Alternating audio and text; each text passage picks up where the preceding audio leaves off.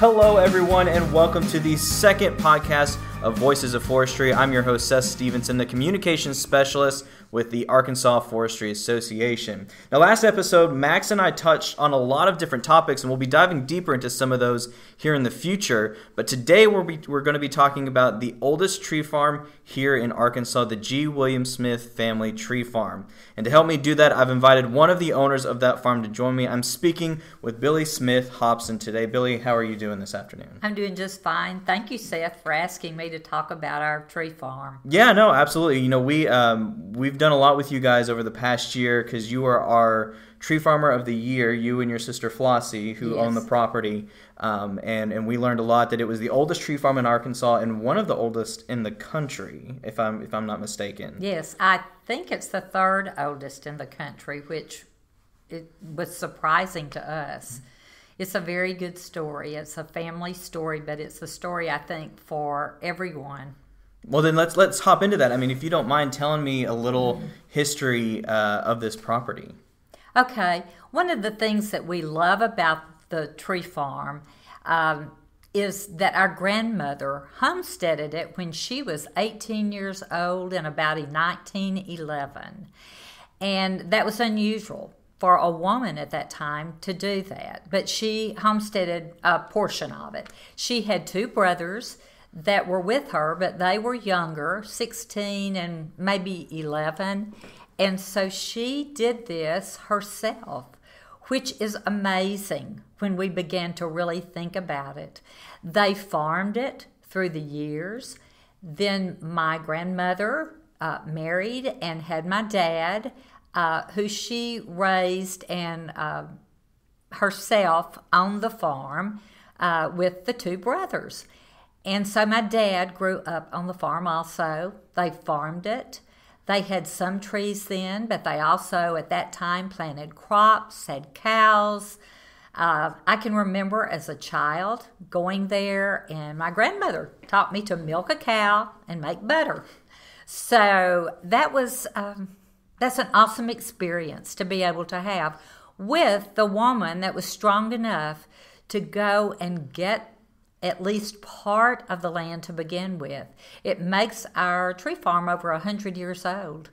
And you don't always stop and think about all that, but it was such an example to us. And as the trees begin to grow, and I can remember when I was a child that they began to harvest some of the trees in a selective way so that it would be sustainable.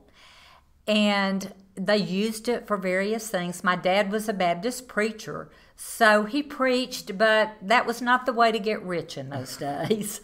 And we would visit the tree farm. I can remember the trees would get closer together at Christmas when we would get out to the farm. And that's the way that we knew we were almost to the farm, which of course meant they were dense, but I didn't really realize that at the time. And little dirt roads.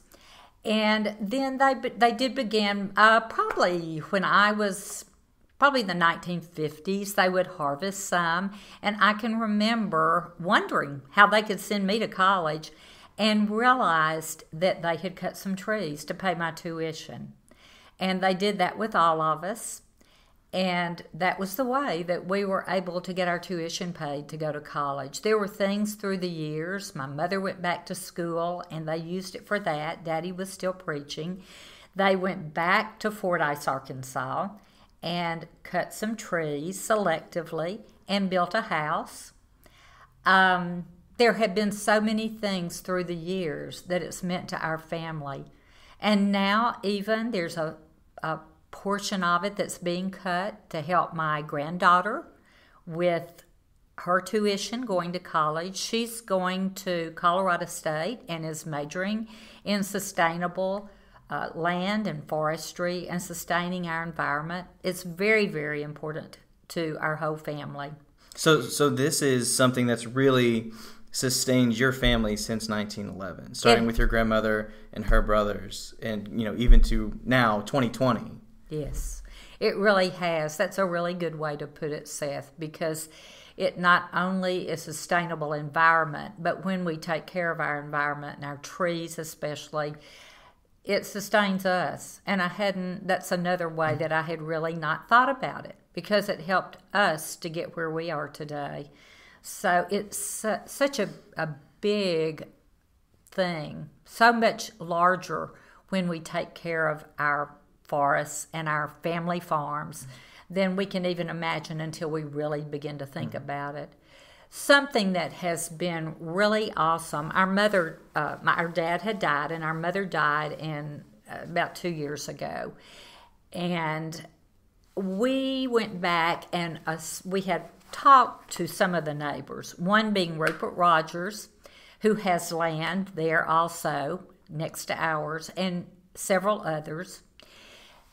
And so this gave us a chance to renew and to really get to know some of the children in our generation from our grandparents and his parents, my dad, and his parents, just all the way around. And so I think that's like a sustainable relationship, which only helps us to communicate and know what we can do. They use our land partially for a hunting lease, so it continues to be a working farm in a way. It just goes on, and it so touches our hearts to know all the things that are going on with this amount of land. There's certainly a place for corporations and selectively and cutting land, but there's also something that is so special about families that keep their land and use them and really, really look at them. I know our neighbors, many of their children have come back to the land and plan to stay there and to build houses out there. It's maybe 10 or 12 miles from Fordyce. And so it will continue. There are ponds on these lands. They can fish. Ours, I've learned through the Arkansas Forestry Association, when we took our tour, that there are all kinds of trees there, that the way that it has been managed has allowed that. There's so much more that I want to learn. Coming to the conferences and the meetings that Arkansas Forestry Association and Tree Farm Association has had has been tremendous for us. Not just me, my sister Flossie and I, Flossie Barker.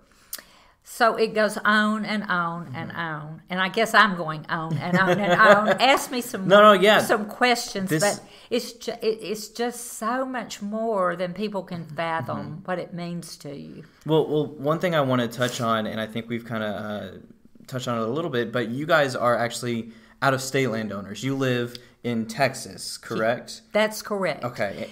I live in Texas. I have in most of my adult life, but have gone back to Arkansas almost monthly and have gone back to Fordyce. But we do live in Texas. And my husband and I are active and know many of the tree farmers in Texas, and have been very verbal about wanting to take care of our land, wanting to, not just our land, but the land of everybody in Texas and in Arkansas. James Hauser, who has been president of the Texas Tree Farm Association and Forestry Association, is a friend. There are several others that are. And many of our legislators that my husband served with in the Texas House of Representatives from 2001 to 2013 are also very, very interested and think it's very important, because we live in East Texas, a place called Jacksonville, Texas. And Texas, I guess, has everything. It's huge.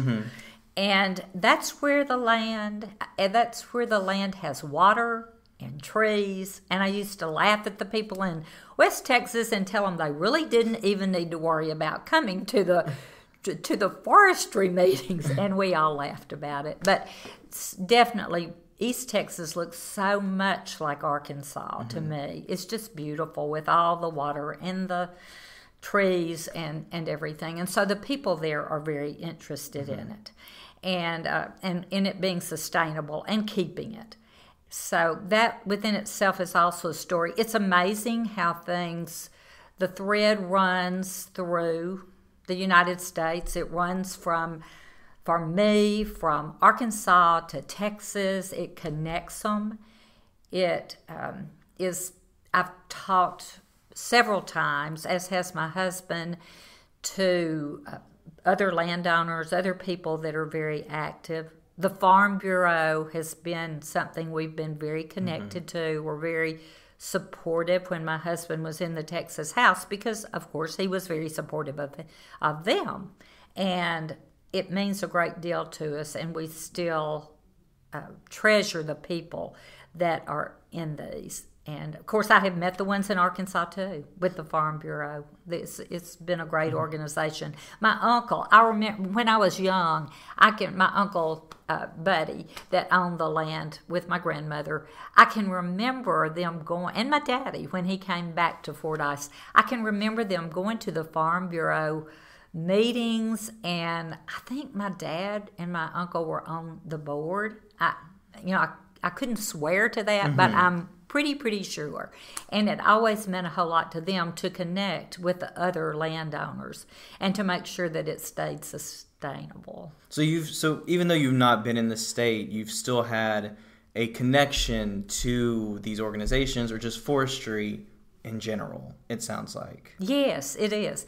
And I've immediately gone to the foresters in Lufkin, Texas, in Jacksonville, Texas, we have some. And I taught school a long time, and one of the young men that I was at the school when I taught is now working for the Forestry Association, which is really exciting to me. I was just so excited when I walked in, and there he was in Jacksonville.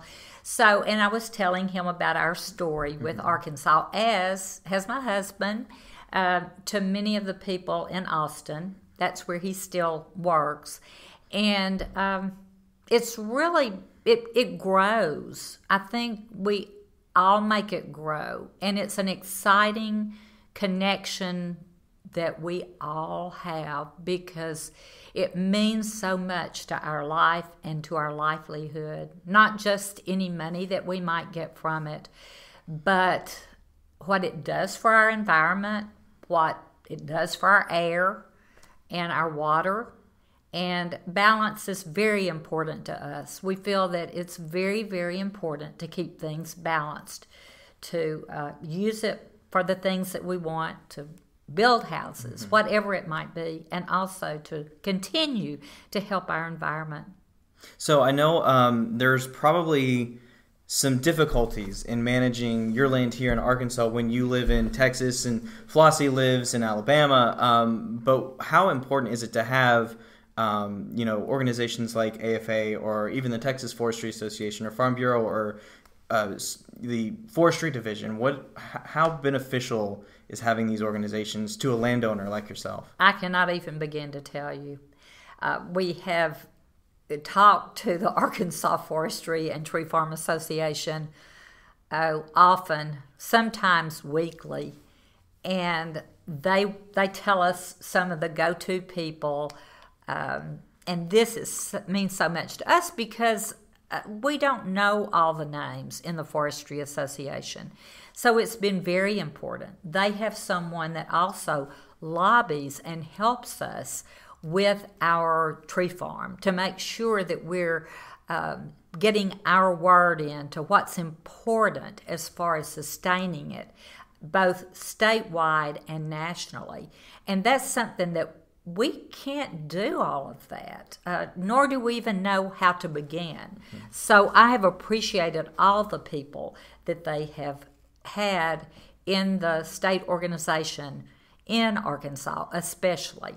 And the ones that we know in Texas, we're beginning to get our word out that we're very connected to Arkansas. And they're very excited. I can remember really several years ago talking to some of the forestry people in Nacogdoches, Texas, at a meeting that my husband attended, and I went with him. And they were very excited that we had land in Arkansas because they know the importance. And they worked very hard to get me to join that organization, which I have not done yet in Texas, but it is my purpose to do that, not just the one in Arkansas. And it was very exciting once I became connected with the Arkansas Forestry Association to talk to the people in Lufkin. They, again, you could tell the excitement in their voice when they found out what my interest was in Arkansas. So I think this says a huge amount, I can't say large enough, for the whole industry, that there are these connections and these people between Texas and Arkansas, and I have a real feeling that Alabama, where my sister lives, and all of the states where forestry is so important, that they are connected. But I don't think anybody could be more connected than Arkansas and Texas. Of course, they're very close to each other, and they are next to each other, and they have a lot of the same kind of land, as I said. So to me, it's been very, very exciting. It's been a purpose. When I really became the person that had to, and my sister Flossie, to take charge and decide what we would do and where we would go with it.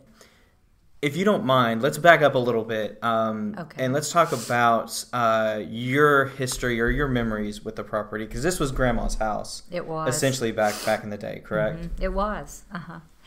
I can remember being on the land. I remember feeding the chickens, as I said, and churning butter, and going to the barn and playing in the hayloft, and helping milk the cows. But I also remember when it was really a working farm many years before I started going out there.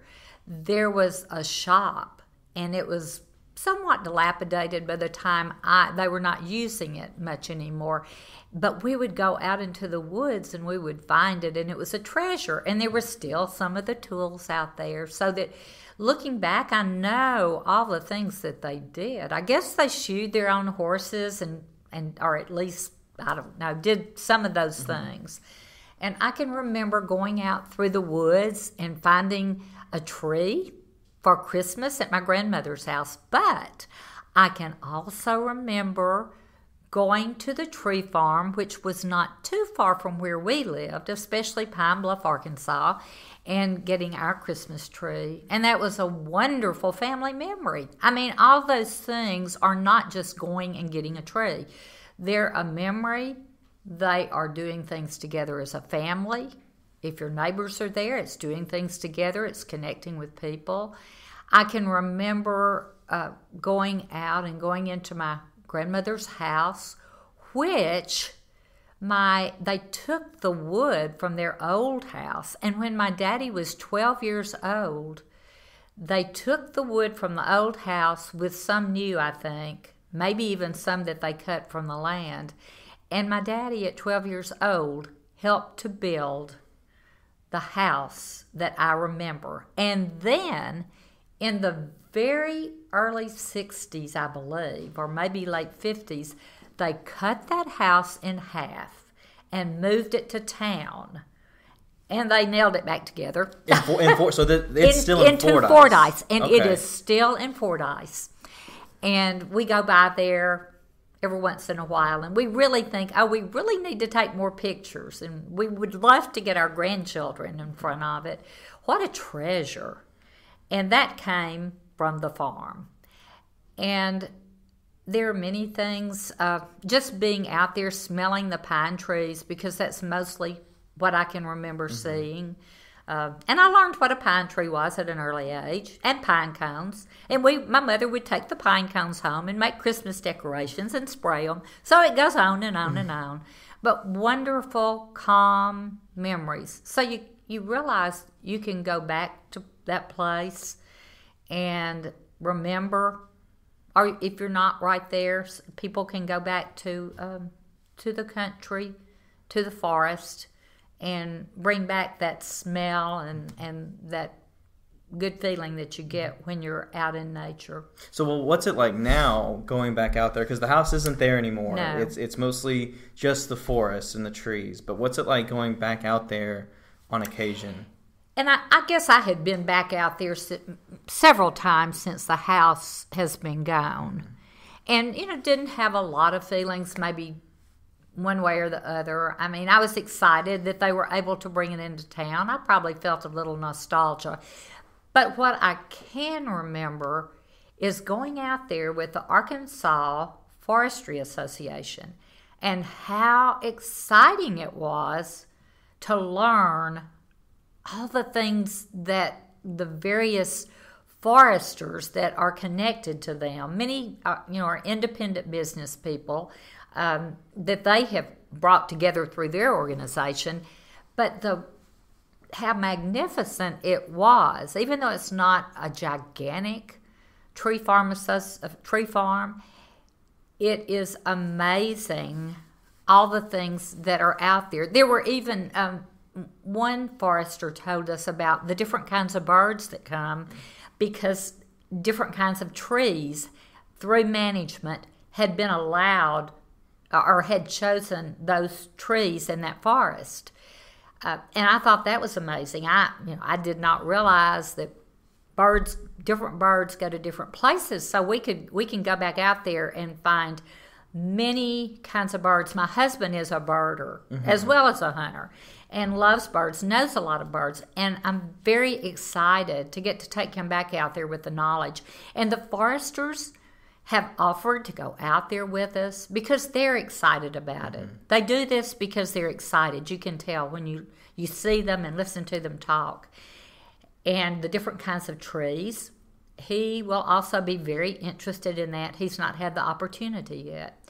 So, and I'm sure Flossie and her husband will want to bring her husband, who also knows a lot about the forest, even though he grew up in California. So it's like its own little world out there. Through forest management, it's drawn in these birds and these other trees to create its own little.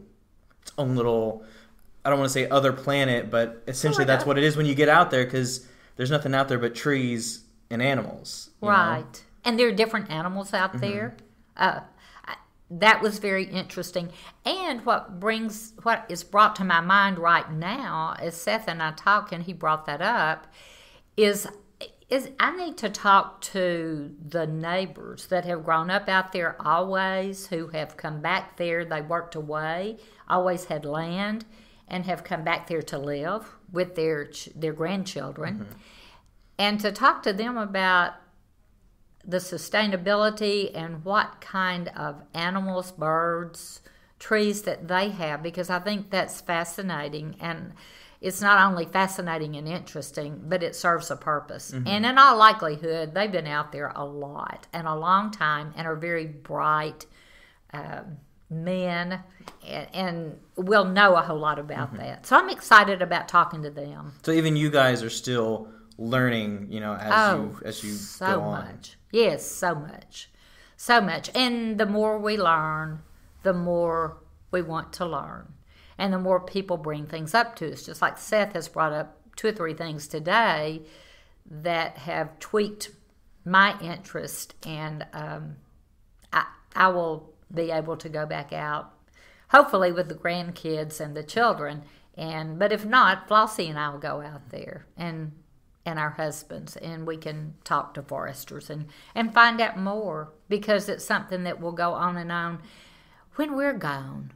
And it will leave a better world if it's managed in the best way. I think you really become so much more aware of that the more you look at it. Well, that brings us kind of, as we start wrapping up, that kind of brings me to my next topic, is the future of this property. You have kids and grandchildren, but what would you like to see happen with the land in the future? We would love to see them keep it and meet back together maybe once a year, but keep it forever. It's and I think our grandchildren are interested in that. Our children are interested, but we have one already that is majoring in natural resources, and is definitely interested. She seems to have an interest to keep it. You don't have to go there every day to appreciate it, and there are people that help you with it. We have a couple of neighbors that are very good to tell us if anything out of the ordinary is going on, which is huge. That's another reason to stay connected. And the managers to make sure everything's going like it should. But I think they're very interested, and they would love to go back there. And who knows, maybe one of them will decide to live out that way one of these days. You never can tell. So what are their thoughts on the property? Because I'm sure you've shared the history with your kids and your grandkids, and I'm sure Flossie has as well. Yes. But what is their reaction to this piece of land in Arkansas? Because they also live out of state. Right. My son lives in Texas, and her daughter lives in Vermont, both of which, are tree states for sure. Vermont really is, and they're both very interested in it. Yes, we've talked to them. In fact, they help us with it and help with the ownership and that kind of things. Their lives with children right now keeps them from coming very often to see it, but they're very interested in it. They see their future there. When my son was a young boy, he would visit my parents there, and they would take a little trailer out there, or I think it was maybe a small RV, and they would spend the night sometimes. I can remember one night in particular when it rained really hard, and they still talk about that. But they would go out, they would, roast hot dogs, marshmallows, or my mother might cook. She was a fabulous cook. It kind of stopped with her. But she would take him out, and I know Flossie's daughter also was there some, and they would go out, and it was their getaway place, and it was, it's like a fairyland when a child goes to the forest. We have many fables that are in the forest, some good, some bad, but it's a very good thing. It becomes a house. You take a few trees and get in the middle of dense trees, and there's your house. And you can take things and put them around. And if you have a little dog with you, maybe my parents' dog, he could stay in the house with them or be around there. There are all kinds of things. It tweaks their imagination. So it's a wonderful place. And we hope that it will continue. Okay. Well, Billie, I want to thank you for joining me today talking about your property. It's been very interesting talking to you guys, like I said, over the past year, just kind of learning about this and going out there and seeing it. Because I'm also very new to forestry in general, being here for only about a year and a half now with AFA. So thank you so You'll much. You'll be saving up your money for forest land, right? Yeah. I just bought a house, so it may take me a little while, but yeah. That works. Well, Billie, thank you again. I want to thank you guys for listening as well. And we also want to thank some guy named Rob McCormick for the use of our theme song, The Same Love, off of his album, The Folkster. You can find more of his great music on Spotify and iTunes. And if you want to learn more about forestry and the timber industry in Arkansas, you can visit arkforest.org. That's ARKFORESTS.org.